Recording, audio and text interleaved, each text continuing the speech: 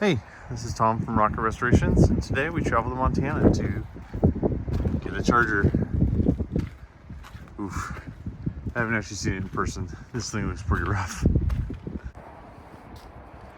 Well, everybody's saying is any charger is a good charger. This one may challenge that assumption. It is a big block car.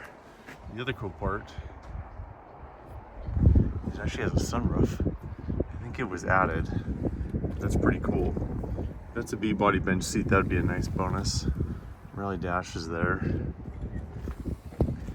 I mean, they make all the metal for this stuff now. I've seen a lot worse get restored. And it's a Montana car. It needs frame rail work, it looks like. That's a bummer. Sitting in the dirt for a very long time. It's not been kind to this thing. But again, all the parts are available for it. But oof.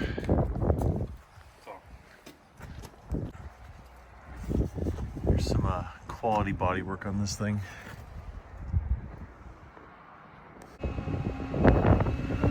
Alright, we're gonna use this rollback to get on the trailer.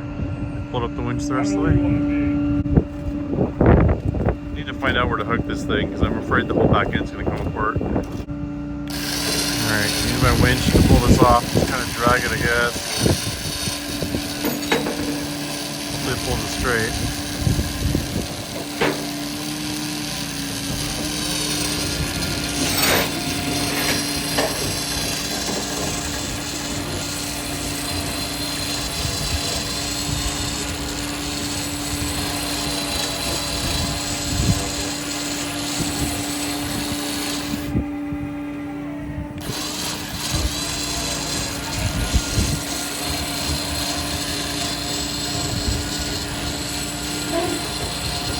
Burn actually rolls. It's kind of a miracle.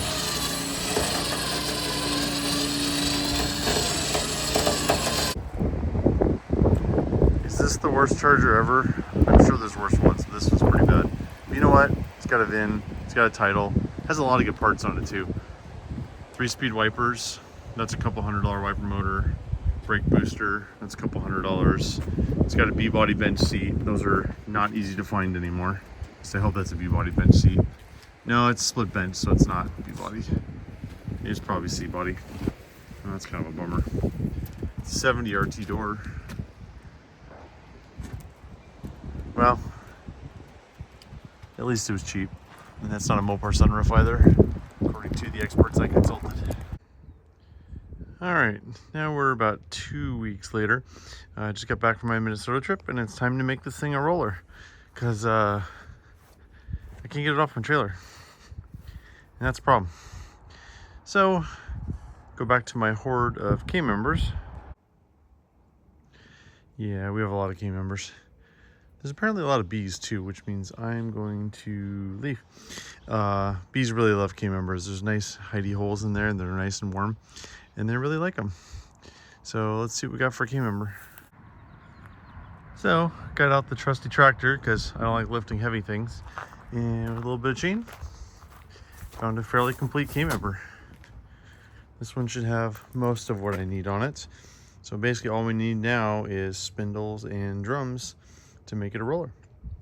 I need a steering box too. I got tons of those back there. One with a pitman arm preferably. But all the steering linkage is there. The sway bar is there. One end link's gone on the sway bar, but that doesn't really matter for what we're doing here. Strut rod's there. The road control arms are there. So this should be perfect for the swap. So now I'm going to go hook it up to the white truck here so I can have it in front of the shop so it's easier to work on because I'll be closer to my tools.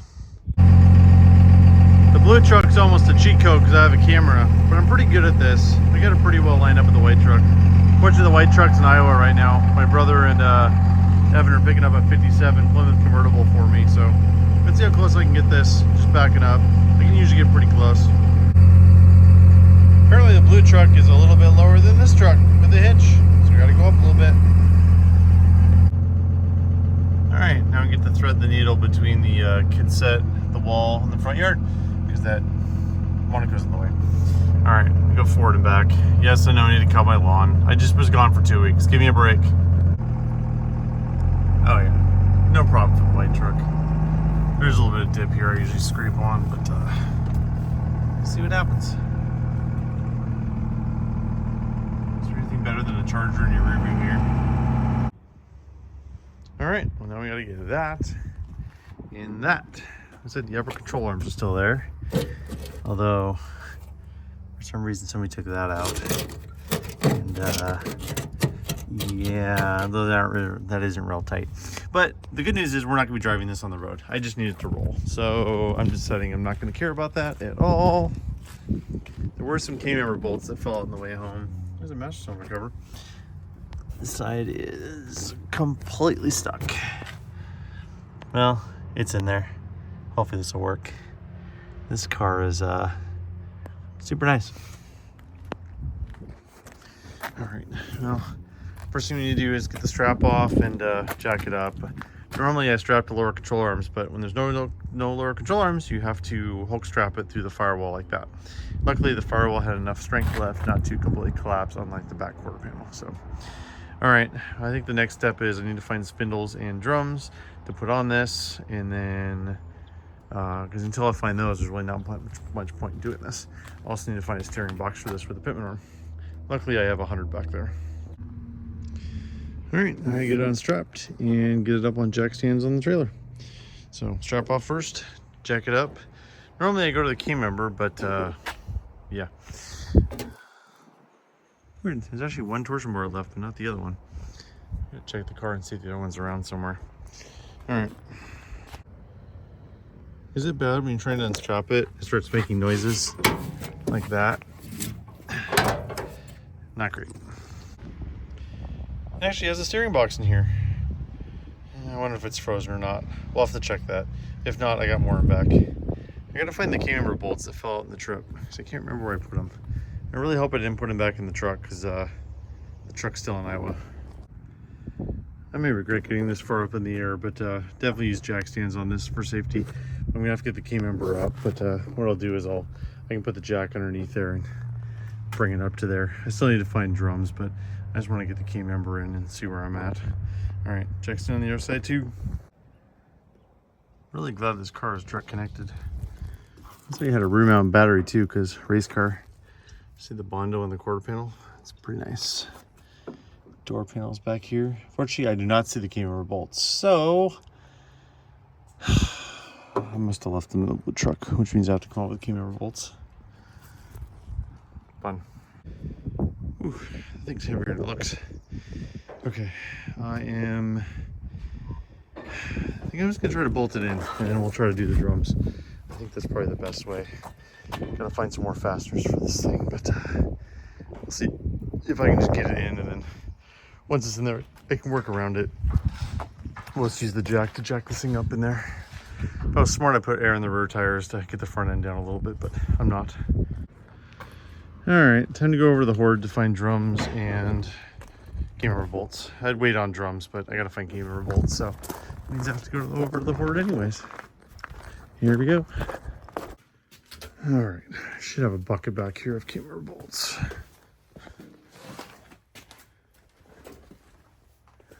And then my drum piles are over here, which I'd like to find some 10s, just because 11s are getting pretty hard to find. I'm gonna have to see what I have, because I need spindles and everything. I'm gonna make sure they're not a body. Okay, distracted. K-member bolts. So a few years ago from Wildcat Auto Wrecking, we got all their nuts, bolts, and fasteners, and there's a lot of them in here. I guarantee you we got a bucket of them somewhere. I just gotta find them. It's a very unique bolt. It kind of has to be that bolt. So, all right, let me see if I can find them here. All right, found some. Just a matter of time. The one's missing the washer, but I don't know. I'll try to find a washer next door, but for what we're doing here, I think it'll be fine.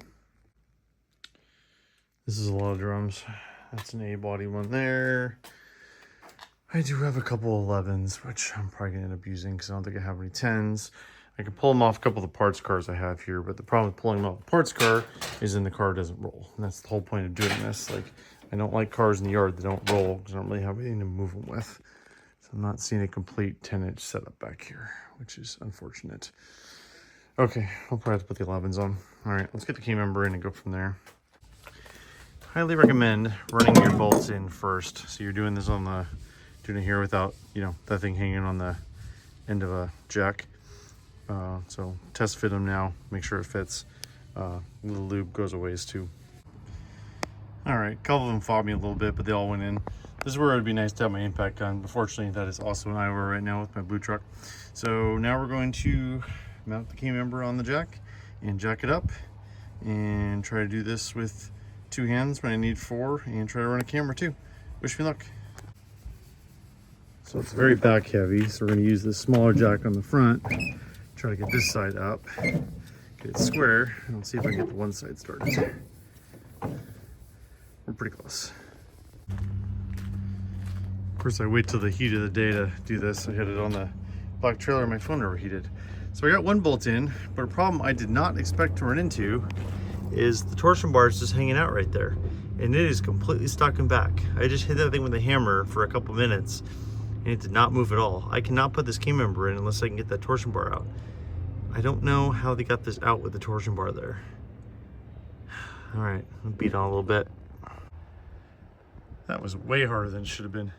That involved heat. The biggest sledgehammer I have. I hit that thing for 5 minutes. And it finally came loose in the back. I thought maybe I left the clip in there or something, but nope. All right, torsion bar out. Wow, that's not the thing I expected to hold me up on this. All right, fortunately we got one bolt on the key member. I had to take it out to take the torsion bar out because I had to get a good swing at it with my sledge. All right, back up. Let me see if we get the bolts in. All right, one started. Should be easy from here. All right, well, it's now several days later and Evan's back to help because this is taking forever. So now I'm trying to get drums on it, see if it'll go. We're also trying to get a bolt in the upper control arm so it doesn't, like, you know, collapse and put together. It's trying to be nice to this thing. I ended up having to break out that because my puller just didn't want to pull it. It was pretty stuck. All right, let me get a drum. I need to find a nut for the top there. Maybe that one will work. So I just spent way too much time trying to look for a upper ball joint nut right there. And then I just realized that I don't think they took the cotter pin out when they took the nut off. So there's a big edge there. So time to get the file out and see if I can get that down. All right, lower ball joint nut up. Now time to do the upper. I'm kind of working against gravity here too. All right, one side done. That nut's not tight because the ball joint's spinning, but yeah, we're just trying to make this thing a roller. Now the real problem is on this side because the upper control arm bolt is out, so there's nothing holding that in, and the inner there is also rusted out and broken.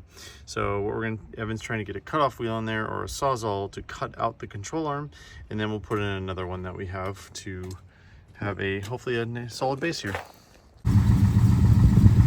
All right, upper A-arm procured for the other side. Minor internet celebrity Jamie from Dead Dodge Garage tuning on a 69 DTX. Sawzalls are fun, especially on hard grade A bolts. All right, back to the hoard for parts. 2 camo centrics. The inside's gone anyways. We just need these to hold the A-arms up, and then I need the end of the tie rod nuts to hold it onto the lower ball joint. So let me see if I can find those. I've been still working hard over there. Then I need to find some torsion bars too, and some lower control arm adjusters because they're gone off the control arms off that key member that we got. Yes, I have a problem. All right, this should be the 2 nuts I need for the tie rod ends. So now I need to go find some torsion bars. There's one in the car, but it's pretty messed up, and I'm just gonna do them both. This is a terrible idea. Don't do this at home. Close your eyes.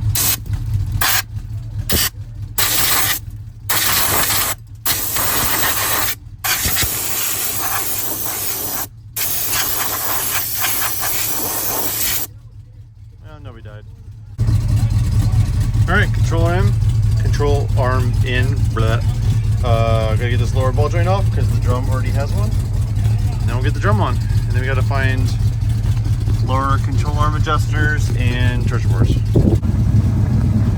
The fun part of putting the drum on is, first, it's extremely heavy, and two, you're basically going against gravity. You have to go up through that hole and up through that hole, and that doesn't stay up. Although surprisingly the other side went pretty easily. Wish me luck. Alright, Evan's putting the adjusters in the lower control arms, and they found a good, I don't know if it's a good set, but just 318 3SV2 barrel bars, which will work perfect for this. So the other one went right in, surprisingly. That's actually one of the easier ones I've ever done. Usually they fight you. You gotta like move the adjuster up and down and get it all lined up, because it's, you know, you got a hex, you gotta get it completely lined up to go in. So, all right, time to crawl back underneath this rust and glass pile and see what I can do. So got the torsion bar on that side, but on this side, unfortunately, torsion bar cross member is not torsion bar cross membering anymore, which is really unfortunate. I don't think there's enough to hold this in. I'm trying to hammer it, but it's just bouncing because it's just full of rust over there. The really fun part is I'm gonna have to get this out to get off the trailer. So I'm gonna give this one more shot, but it may just be a 4x4 between the upper and lower control arms to hold this thing up on this side, because this is not ideal. Not ideal. Not ideal at all. We still have to get the torsion bar out of there now. All right, 4x4 it is. That should work good. Now we need to find wheels. I don't know if I have anything that actually holds air. I'm gonna have to look around. All right. So we're trying to find rollers for that thing. I've seen a lot of waterfalls before. I don't think I've ever seen a tire waterfall before. That's crazy. I don't think that tire is gonna hold air. What do you think? All right, we got tires on it. They only kind of sort of hold air, but meh. Fill them up a little bit. Next step is to do something real crazy. Hold on.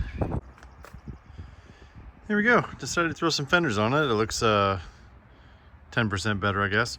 Yeah, this car's got some issues, but it's still a Charger, still has a VIN, still has a title. Just want to be straight up with you guys. This is one we're definitely going to sell. This is like just way beyond what we want to do. But there's a huge demand right now for Charger bodies. You know, they're doing those carbon fiber things with like full perimeter chassis, and like this is what you need. You need a car like this to put one of those together, because then you can be legal for the road. So if anybody's interested in this, let us know. Our email is tom@rocketresto.com. If you're looking at this a couple years down the line, it's probably already gone, but you never know. But yeah, I just want to thank everybody for watching. It's always fun finding these in wrecking yards. And this is Tom from Rocket Restorations, and we'll talk to you soon.